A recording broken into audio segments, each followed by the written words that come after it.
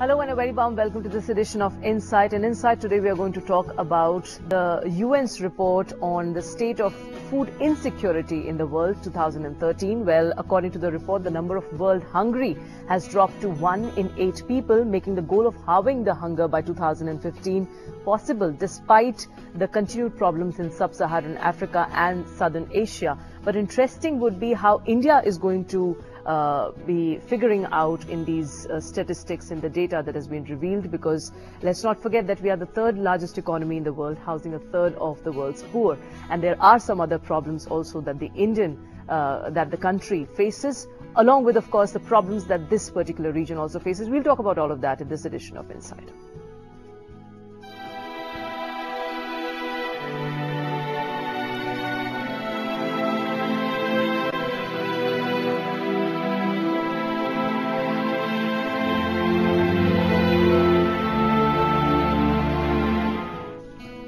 And joining me in the program is Deputy Editor with The Hindu, Ms. Gargi Parsai. We are joined by Dr. Peter E. Kenmore. He is the FAO representative in India. And we are also joined by Dr. N.C. Saxena, who's the member of NEC. Welcome to the program, all of you.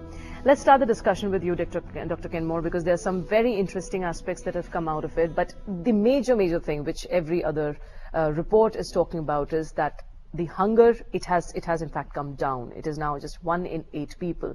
Is that majorly the finding, or what is it that this particular report is focusing at? That certainly is the major finding. And that in line with progress toward the Millennium Development Goals, if progress continues at exactly the rate that it has been continuing, the world will get close to the Millennium Development Goals, but not quite make it. So that if the goal from 1990, which was 24% of the world hungry, is to drop to roughly 12 and below 12%, right, you know, it's moving in that way, but it hasn't quite got there, and it will continue to decrease. Now, what it means is that we've got 2 years. We have until the end of 2015. If governments around the world, and India is particularly important in this, because India, in fact, is home to 25% of those hungry people. So it is the largest proportion among all countries of those hungry people. If the governments of the world take some extra steps, starting now for the next 2 years, we could make the Millennium Development Goal on hunger. And that's a noble kind of target to aim for, and I think it is possible. Okay. There happens to be a gap, Gargi, between the developing and the developed nations. What was your assessment of this report? Well, as a news person, my focus was, of course, on the fact that 15.7 million people, undernourished people, live in developed countries also. Right. That doesn't take away from the deficiencies in the developing countries, but it is an indicator of the undernourishment that is growing in the world. Right.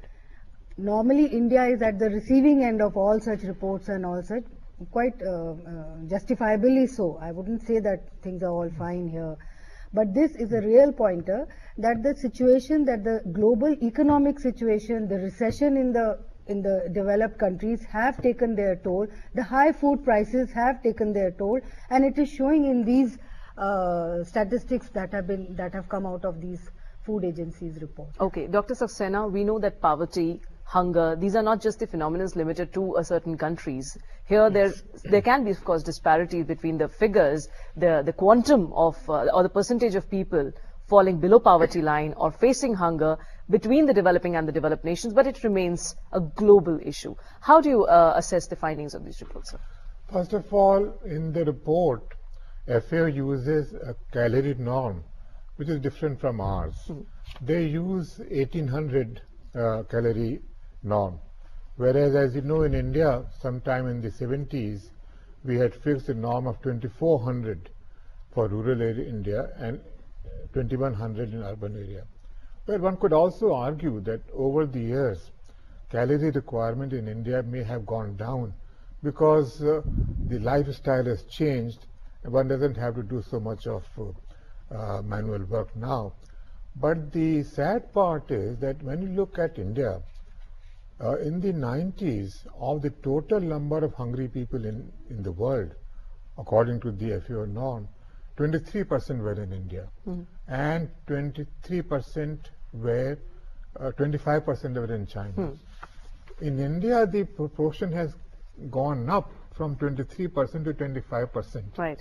In China, it has gone down from 25% to about 12%. So therefore, we have not made any progress as regards the proportion of hungry people in India. Now, hunger, as you know, is generally in terms of only calorie intake.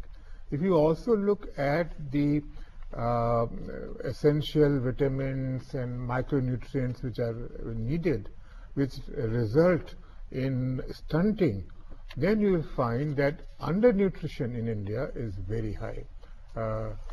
We measure undernutrition only for children. As you all know, 42% children are that way undernourished. So therefore, India has not made sufficient progress for three reasons. Number one, our food production has not gone up. Per capita food production has remained almost stagnant over the last, say, 15 years. Number two, from this stagnant production, we have been exporting about 7 to 10 million tons of food grains, which means that we are preferring to feed cattle of other countries rather than feed our own people with our own production. And thirdly, from this stagnant production, the stocks which government has increased from something like 20 million tons to 80 million tons. So government has emerged as the largest hoarder of food grain, which results in not only denial of food to a large number of people, it also results in very high prices. If you look at how prices have increased over the last 8 years, food prices have skyrocketed. They were quite stable in between the period 1998 to 2004, but after 2004, food prices both of cereals as well as for vegetables and fruits have been going up very fast. Okay. Dr. Kenmore, is there a clear analysis as to how things in other countries have rather improved? The comparison that Dr. Saxena was mentioning about China versus India, that's something which is very real in our country. We know wherever we talk about progress, we do compare ourselves with China. How do you think that things have been managed in China as compared to that of India? Dr. Saxena talked about India. I want a view on China. China prioritized particularly development in rural districts starting 25 plus years ago. That meant infrastructure, it meant roads, it meant better water supply. They prioritized basic human development issues like primary education, health, maternal child health, and in all of those ways they have been improving steadily since that change, which came around, as I said, about 25 years ago. Their industrial development strategy has also been somewhat decentralized. They put a lot of effort into rural, non-farm income possibilities, so that people moving off of farm would have jobs, and those jobs would be tied into industrial, which were tied into an overall strategy that was export-led, but it was connected all the way. Now, within agriculture in China, there's been security of land access for, the people that in India would be called marginal farmers. Let's be straight. The world uses a term of smallholder, but in fact, in the Indian classification system, we mean the people that have less than a hectare of land. So on all of those points, China made it a conscious policy decision and implemented it often fairly rigorously to support people in rural areas, support them being able to have incomes when they got out of agriculture, supported roads so that when they grew things, they were able to get to markets. Right. This is, it's a fairly textbook example of how to go about it. May I add here? You know, up to the 80s, land in China was owned by communes. And in the 80s and in the 90s, they started providing security of tenure to the households. So therefore, the households, when they became owners, they took much more interest. Combined with the fact that land inequality in China is very little as compared to India. So everyone in China has almost 2 hectares or 4 hectares of land. That also made a very big difference. Dr. Gargi, would you like to add something here? No, I want to say that all of that didn't happen in India. Right. Number True. one. Because Absolutely. Right. Yeah. also we have a different political structure. We Yeah. have a federal system of government. States have a view. Up to the last farmer, also he has a view. It's up to the farmers to decide what they want to sow, because you cannot dictate to a farmer. We have a large group of small and marginal farmers. And of course, as NSSO report some 4-5 years ago said that 40% want to leave agriculture. That's right. Now why? Because the input costs are going up, fertilizer has gone up, diesel has gone up, cost of seeds have gone up. Farmers are not getting a remunerative price for their crop. Leave alone the income that they look forward to, which was recommended in the Swaminathan report. Government has not taken a view on that, and that has gone against the farmers and not getting the right prices, not getting the right market. All those problems still prevail in India that were there some years ago. Despite the fact that we have so many schemes to address the issues. And farmers are doing so well, That's producing so high. They're giving so much of food grains to the country. Yeah. And Saxena sir, एक second, huh? And besides the fact that we are going through a great transition in terms of the way land is being acquired, That's fertile right. land is being acquired, That's SEZs have been set up, they have failed, the land use has changed. So all that is impacting farmers. When we see small struggles and we see small agitations, it is because farmer is not satisfied today. Okay. And because of all that, though farmer has proved that they can produce more. Okay. Maybe we can hope that things might change, because there are 2 very historic bills that have been cleared by the Parliament. One being the Food Security Bill, the other being the Land Acquisition and Resettlement and Rehabilitation Bill, which has been named a little differently now. We'll take a very quick break in Insight, and after the break we'll continue the discussion. Please stay tuned for more.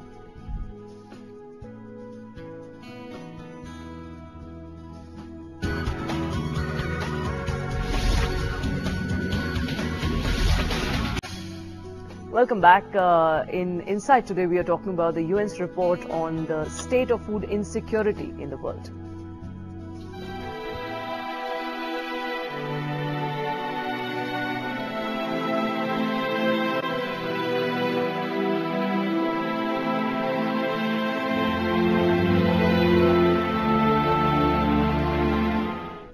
Okay, so while talking about the disparities that exist between developed and the developing nations, we left the last segment on a very interesting note as to the number of schemes, policies we have in our country to deal with these things. Dr. Saxena, we stopped you in between. You will please continue now. In fact, theoretically on paper, in the last 8 years, Government of India has been increasing minimum support price for both wheat and paddy.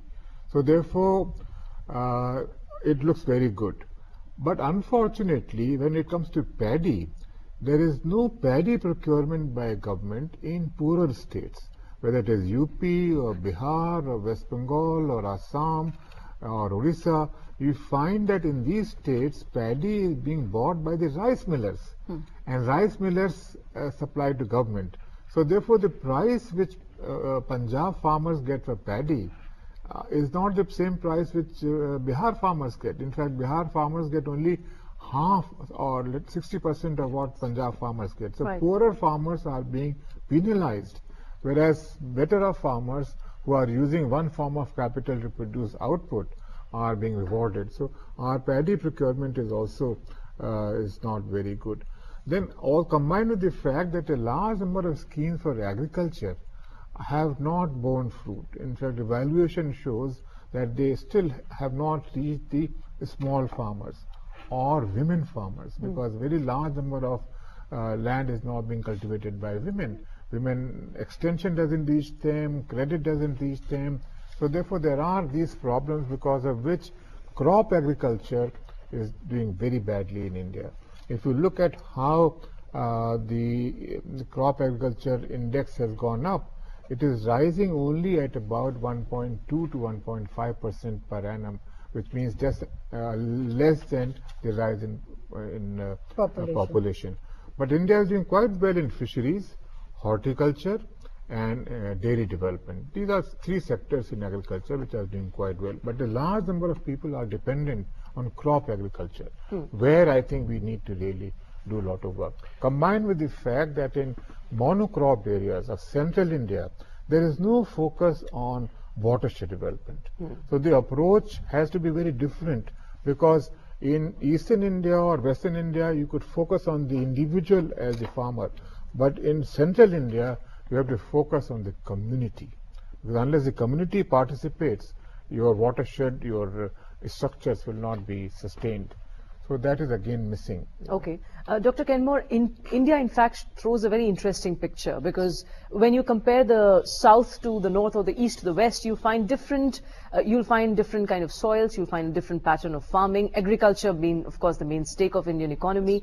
How do you look at the number of policies that have evolved over the years to ensure that farming is done in this country in a manner that it also translates into the food security which we are trying to provide today to our people?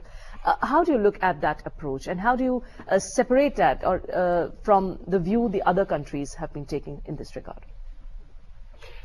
Okay. Certainly within India, the classic picture, which is called the Green Revolution picture, was on heavily irrigated, heavily subsidized with fertilizer, heavily subsidized with water, and varieties to match those conditions.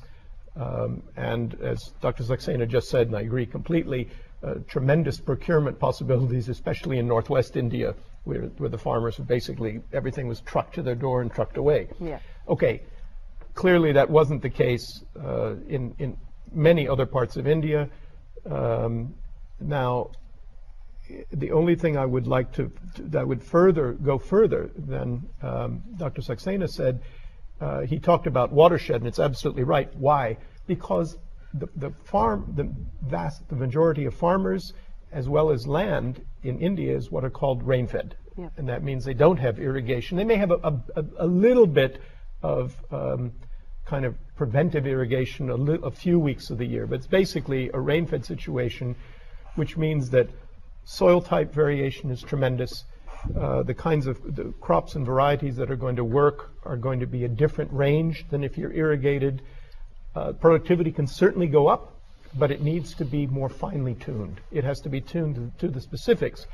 And I think that from the watershed level on, there is now some, under the Integrated Watershed Management Program, there are some new innovations beginning. They haven't achieved it yet, but they've begun to look at it. There's some examples from the south that are now being looked at for larger areas in the center part of the country. And I think that concentration on rain-fed farming is crucial. And FAO has been working together with both non-government organizations and the different parts of the government of India, including the Central Research Institute for Dryland Agriculture in Hyderabad and others, to look at rain-fed farming as a real priority. It's crops, it's in the less advantaged areas. And why? Because that's also where the most poor people and most hungry people are. So it's both parts. It is the concentration of environments that have not been reached up till now, either with technology or with services like extension.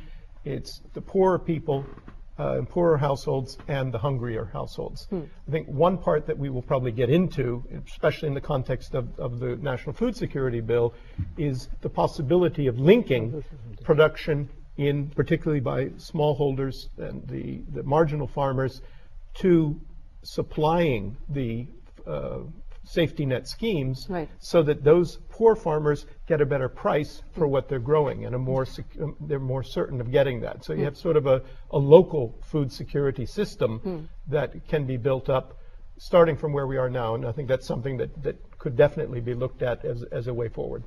Gargi, this is perhaps the best time to in fact talk about the food security bill too, because there are in fact a lot of views on the food security bill, the existing bill, and as Dr. Kenmore says, that one of the best aspects could be that it has entailed all the other schemes, that existing schemes, into its ambit and ensure that, you know, whoever deserves it the most also gets the maximum part of the benefit. Would you really agree with that, or do you see more lacuness in this? First, I would like to just a bit comment on the agriculture part. Yeah. That the government did come up with the Rashtriya Krishi Vigyan Yojana, which gives the flexibility to states, Yes. and that has yielded results because states were allowed to tailor their own programs. I mean, this surplus of food grains, of course, we have been lucky that except for drought in pockets in the last 2 years, rainfall has been pretty much okay, especially this year. I mean, we are suffering floods in many states. So, Right. since 60% of our agriculture is rain-fed, that has helped us a lot. And the second, the government did take an initiative on the National Food Security Mission, under which it set for itself a target of increasing the food production by 8 to 10 million tons in wheat, rice and pulses. We have shown some results in pulses. There has been an increase in pulses. We have had record production, though we are still dependent on imports to meet our requirement, which is reflected in the high prices of pulses that are still there in the markets, you know, 60, 70 to 80 rupees per kg. Coming to the food bill, yes, the food bill it is called food and nutrition in its, the title, the definition is food and nutrition, bill. But nutrition, I'm afraid, has not really been taken care of True. as it should have been. The bill has, of course, been brought in haste, and so there is a lot of focus only on supplying, and also there are several other factors: the availability of food grains, the quantum of food grains that you can procure from the mandis. You cannot take all of the food grains for feeding the poor or targeting it towards the poor. I'm not talking about the real demand for it to be universal, but you cannot procure all of the food grain from the mandi because that will distort the markets and the prices will be high for the in the open market. So yes, food grains, wheat and rice and cereals they have provided for. As far as the other schemes that are there for children and women, that will remain with the Women and Child Development Ministry as part of ICDS and midday meal scheme, though there is an improvement in the sense women will be given 6,000 pregnant women, Right. and the midday scheme has been taken care of. But the linkages to the agriculture sector that you were asking about is not really been defined and not really been so overtly defined and overtly specified in the food bill. And that is one of the criticisms, for which I must add that the Agriculture Ministry wanted a budget which would be equivalent to the subsidy that is being given. Okay. As high a budget the Agriculture Ministry wanted for it to be able to take care of the production and the productivity on a sustained basis, to not only provide to people right now but also to improvise it in years. Okay. See, first of all, in agriculture, in the 70s and 80s, when our production showed very promising returns, you find that the focus was on investment in roads, in irrigation, in power, etc. But unfortunately, in the last 20 years, focus has shifted from investment to subsidies. We are subsidizing inputs, we are subsidizing output, but we are not investing in increasing irrigation. Gross cropped area in India for the last 15 years has stagnated at 53 million hectares. There has been no increase at all because we are not able to do the irrigation programs. Surface irrigation programs have not been taken up because of many problems of displacement, etc. And roads are not reaching the rural areas. In Bihar, the latest census data shows only 10% villagers have access to electricity. So that being the situation, what is happening is we are providing subsidy to surplus regions and surplus farmers, with the result that it doesn't increase any employment, it doesn't increase any productivity, it only increases their profits. Now, as regards food security bill, first of all, nutrition word has been removed now no, it's still there. Okay, maybe, but that's not main issue. Main issue is, first of all, the leakages certainly have come down. The latest NFSO data shows that leakages which were earlier about 54% are now about 30%. So many states like Odisha or Himachal Pradesh, Madhya Pradesh, Chhattisgarh, in addition to southern states, they have also taken good steps to improve PDS. Unfortunately, when you look at the distribution of food grains state-wise, which would be made now, you will find that states where PDS runs well, their quota remains almost the same. There is hardly an increase. But the quota of Bihar, UP, Jharkhand, Gujarat, where PDS does not work very well, that has gone up, it has doubled. So unless these states take a lot of measures to improve their PDS, to ensure that food grains actually reach the people, there is no advantage in giving a very high quota to these states, which were in any case not able to lift even the previous quota. Right. And lastly, I would say that the identification of the poor, which is being done under this SECC, is totally flawed. It is flawed. It is going to lead to a lot of dissatisfaction and anger amongst the people. The only saving grace is that in poorer states like Bihar, 86% people will get. Overall average maybe 75%, but more than 80% people will get in rural Bihar, UP, Jharkhand, etc. So therefore, when the large number of people are going to get it, these chances of poor being left out to that extent will be small. reduced. Okay, we'll take a very quick break in Insight. Please stay tuned for more.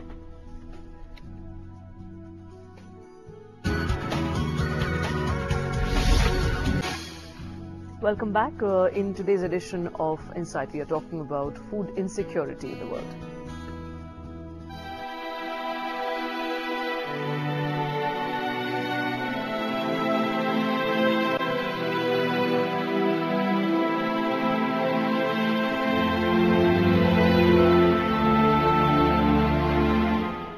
Okay, Dr. Kenmore, now let's talk about undernourishment, malnutrition being one of the major things that we in our country are facing. And of course, India, as your report also suggests, has the highest number of undernourished people. That is about 230 million. 213. Right. Yeah. Okay, 213 million. Yeah. All right. So, Dr. Kenmore, how do you really assess India's, what should I say, the steps that we have been taken so far to address the issue of malnutrition? Because just now, minutes ago, we were talking about the food security bill. And in our country, I mean, with the kind of opinion that we have in our country is to provide food to a majority of people.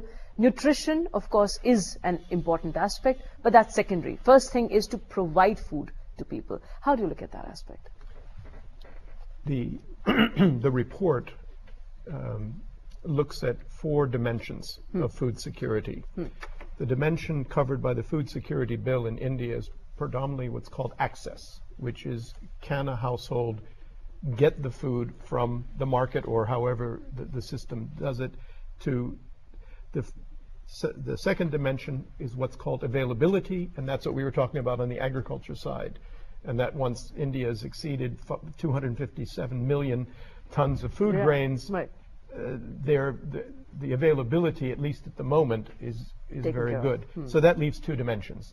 The dimension that's crucial is what in this report and in food security analysis generally is called utilization, which is if people inside the house eat the food, will it contribute to proper growth and development? Here, of course, tremendous big question mark and a problem is on diseases, is on diarrheal diseases in particular, because if a small child under age of 2 has parasitic diseases, it's going to be very difficult for that child, even if she gets the food into her, for her to digest it properly and to use it for proper growth and development.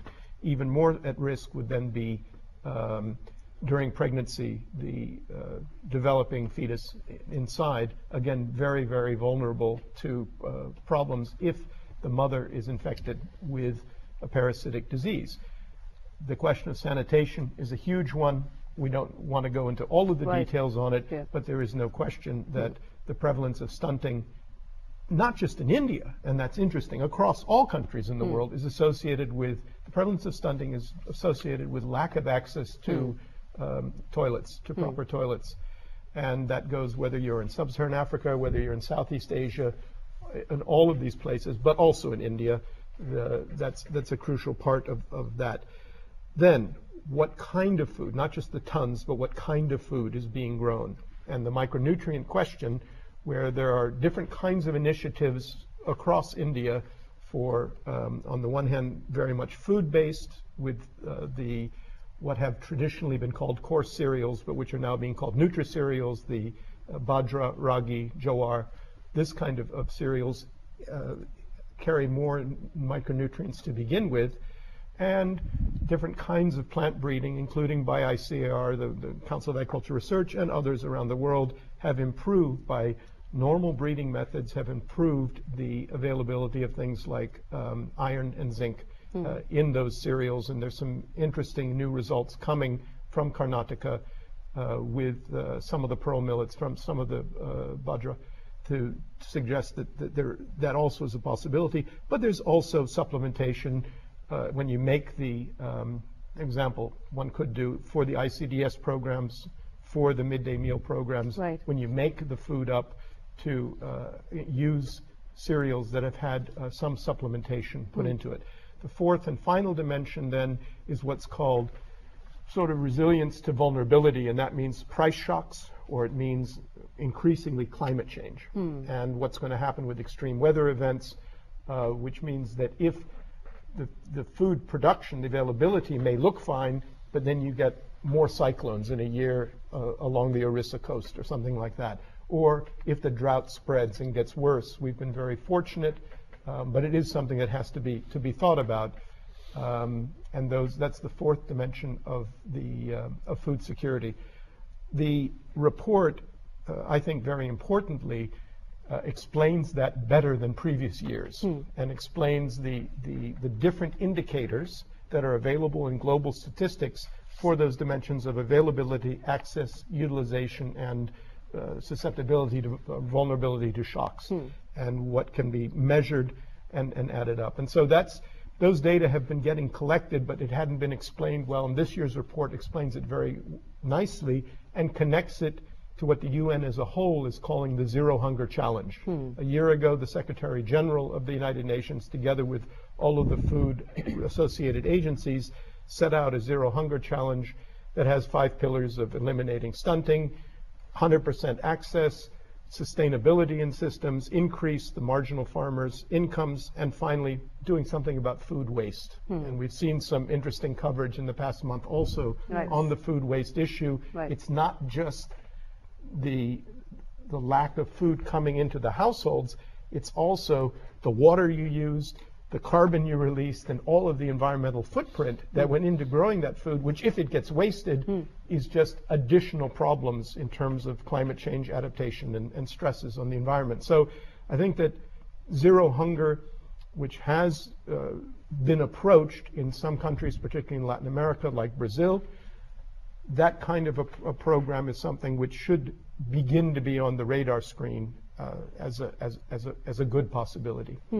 Gargi, this in fact throws a lot of questions. You know, I mean, we happen to be we happen to be an emerging economy. There's a lot of money that is being that's also circulates in the market, whether it's and also that is required for all these fund schemes and policies and whatnot. But when you talk about basic things like the various aspects of food security that he was talking about, linking it with the health, sanitation, hygiene, other aspects, where do you think is a problem? Because the moment we start comparing ourselves with the sub-Saharan countries, well, there is a lot of gap in terms of society, money, and a lot of other things that must be driving those countries to the problem and driving India towards these problems. Where do you think is the problem here? Well, I would think that there's a lot of problem with social awareness, with creating awareness. And also at the planning level? Also at the planning level, do you think? Planning level, there are schemes, there are programs. There's a problem in implementation. There is a problem in acceptability by states. There's a problem in acceptability by people. I would say there's also a problem, as I said, in creating awareness. And there is a problem with corruption, a big problem with that. That is why if people are denied access, when you start with identification of the poor to be able to get the food under the food security bill, and if you're not identifying the right people that experts talk about exclusion and inclusion errors, Right. if that is there and if that continues to be there, which experience shows that there have been so many bogus ration cards and so many things, so all that remains. So access is a big problem. People we sitting in cities don't realize, but when you go into villages and where the caste system prevails, all kinds of barriers are there in people getting access or getting identified to getting to those food grains. And of course, we know there's a big problem in the sanitation program in the country. Yeah. There's a program of The two other MDGs about child mortality, controlling child mortality and maternal mortality. We have improved there. We have improved, in of course. maternal Even our production mortality. has improved. Yes. I mean, if you talk about improvement, the figures are quite encouraging that way. But looking at the education level of our people and the lack of awareness and the lack of availability, it is a time consuming. It will take time. We will get there. I don't know in how many years. We will get there. There's a problem. And I would also say there's a big problem of affordability. He put it price volatility. He talked about that. But I would say that there is a problem in affordability because people should have that buying power in their hand to be able to get access to get those food grains. We do have Narega, yes, but under Narega also it takes care only of 100 days in a year. There are people who have faced floods in Vidarbha, I know of, who have a problem of jobs because now no more jobs creation is there. Yeah. And there is also, and it only gives 100, and we know that the success of the program has only been 10% on an average in the country. So that is really very low. It is being pandered as a big success and a big program, but the ground realities are quite different. Of course, and these things are being also talked about. Dr. Saxena, but targeting the issue of nourishment, providing, ensuring that our children are nourished, they are not undernourished, they are not malnourished, but they turn to be good, healthy citizens of this country, a country which really counts a lot on the demographic dividend, the working population that's going to be immense in India by 2030 and beyond. How do you look at the point of planning and also through planning, generating the awareness among the people? The moment we talk about these things, we think that, of course, there's a lot of things that are going on, but people should be made aware. No, you're very right that the issue or problem of underweight children and stunting of children is more related to a large number of factors. And first of all, if we are not addressing these issues for the younger infants up to the age of 2 or 3 years, then stunting will continue. And also stunting and undergrowth will permanently damage the scope of his learning abilities being developed to its full. So therefore we need to focus there. Unfortunately, the program ICDS has a design flaw. Therefore the action needs to be taken by the ministry. One can always blame the states and the other people, but the design flaw is that the program concentrates on the older age group, and the Anganwadi worker considers herself to be a teacher. She is bound within the Anganwadi center, whereas what is needed is, as Gargi very rightly said, we need to go from house to house and see what are the sort of child rearing practices being followed by mothers for the younger infant, and what needs to be done. So therefore the focus has to be on counseling, on changing those practices rather than activities at the listing. The other issue here is that in the ICDS there is huge corruption. In fact, a study was done by the National Human Rights Commission on Gorakhpur district in UP, where they found that 60 to 80% of the panjiri which is being prepared by an excise contractor, that is being sold in the open market. And routinely each Anganwadi worker pays a bribe of 2,000 rupees to our supervisor. She gets only 1,500 rupees as salary, but she is able to pay so much of money that she pays 2,000 rupees bribe to this thing. So therefore, we need to really look at the design issue. Plus, of course, monitoring is totally very crucial. faulty. I'll tell you one figure here. You know, if you look at the figures which are coming from the states to the center, that show that only 1% children are severely malnourished, whereas the NFHS 3 data shows that 18% children are severely malnourished. If you go to any Anganwadi center and ask her, she said, no, sir, there are orders from above that please show only 1 out of 100 child as severely malnourished. And the states are totally in league. Everywhere there is a collusion between all the staff, and they do not bother about sending correct data. Well, there are stark realities that can't be overlooked. We'll take a very quick break in Inside. Please stay tuned for more on the other side of this break.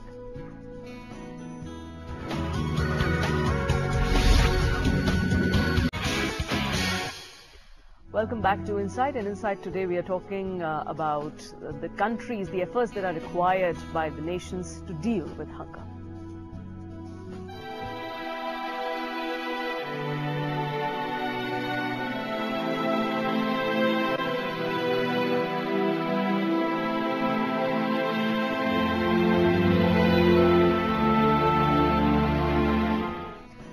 Dr. Kenmore, here the interesting things which the report also talks about is that the world hunger is down, but it's not enough to reach the goals. It also says that some regions, as you also said in the beginning, might fail in halving the number of hungry by 2015, which is what the Millennium Development Goals also say.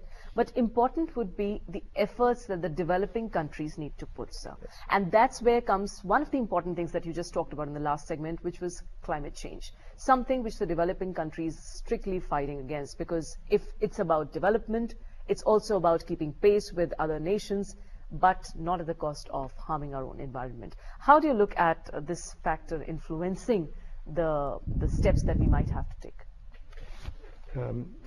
When it comes to agriculture, especially in production,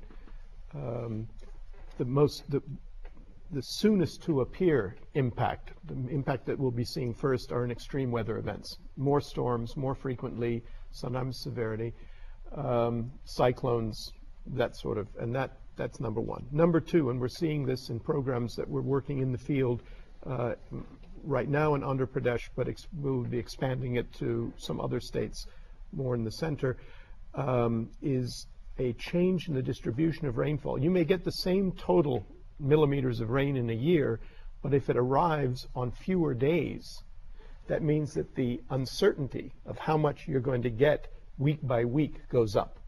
And that means that you may get to a point where, again, in a year, the total rainfall may be the same, but you lose part of a crop because you didn't have the rainfall at the critical moment when you thought you would. So that's the next thing that will certainly appear. The third thing, which has been talked about in this week because of the release of the latest panel report from the International Panel on Climate Change, is definitely warming, especially in parts of in central to northern India, which will get hotter, perhaps a bit drier, and that's again the third impact of climate. These are realities. There's nothing to change. So, but now, what's the point? The point is that climate change responses are classified in two ways. One is mitigation, and one is adaptation. Right. Okay. Mitigation is the one that is the concern of things like trade and all of these things. But for farmers, for the productivity side, it's about adaptation. Right. It's about how can we make decisions, how can we insist on getting better information. Number one, better information about the weather. It would be great if the farmers would be able to get 2-week predictions that would forecast that are better than what they have now, so that they could time activities. Handling water better. Doing things about water harvesting when water comes, so that even if the rainfall is uncertain, if you can save a greater proportion of the rainfall that you get, and that isn't just at individual farm level, that's at the community level. And we've talked already today about that, but it's crucial. Hopefully some of the MREGA projects will produce assets that are productive in terms of sustainability and in terms of handling the increased pressure from climate change, including better water harvesting, water storage, and water distribution.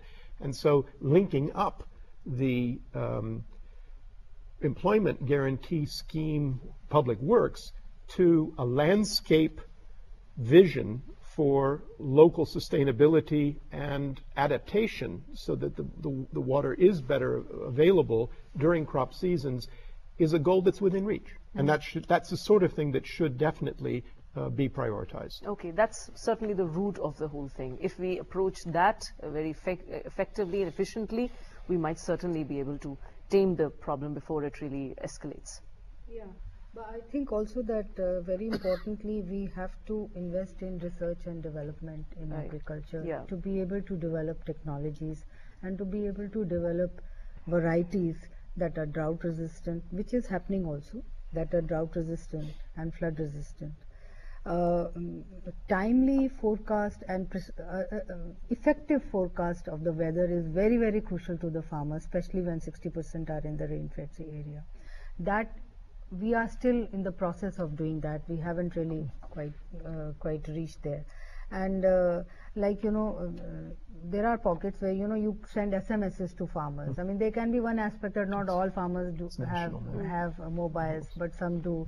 Like, you know, for example, in Uttarakhand floods, I mean, if there was enough prior warning and if our systems were in place, if our systems do not work in a manner that once a tragedy comes, then you sit back and you say, okay, we have dealt with it and we are done with it. No, we have to be prepared continuously. We have to continuously keep upgrading ourselves and continuously be alert.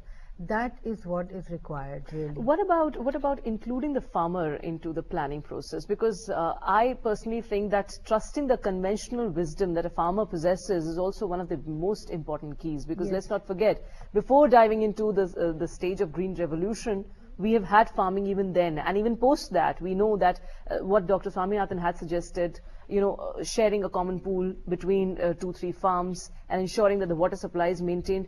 There are few farmers who've done it. Yes, but you know, after globalization, we are, I don't think we are really following a very, very sovereign kind of a policy, especially in research and development in agriculture. Our policies are really being dictated by other bilateral treaties that we have had with developed countries or with under WTO circumstances. So in that sense, we are really not putting that much of money into research and agriculture.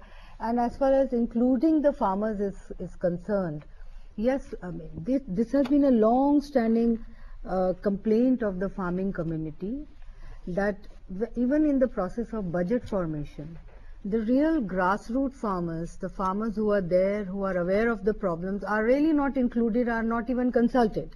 You do have farmers' organizations who are consulted, but who would say what the government wants to hear. They're better off farmers. And they are better off farmers, they are big farmers. They have a voice, they have a lobby. The small and marginal farmers, which really form the bulk of our agriculture sector, they are not... they are marginalized. They are marginalized. Okay, Dr. Kenmore, very quickly. Just a moment, sir. Dr. Kenmore, you wanted to say something? It is certainly better to include farmers in that planning, and I'm sorry, but it isn't, I agree completely with what Gargi said about the globalization part, but even within the country, the issue is, can research get down to being sufficiently location specific?